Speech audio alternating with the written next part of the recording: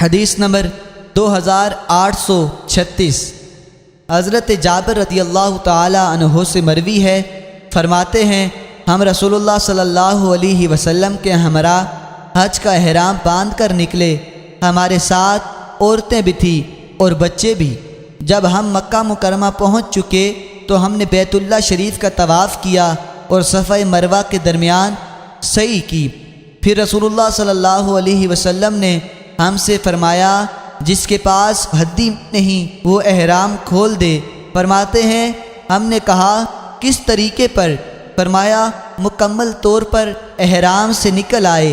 فرماتے ہیں پھر ہم عورتوں کے قریب گئے اور ہم نے سلے ہوئے کپڑے پہنے اور خوشبو لگائی۔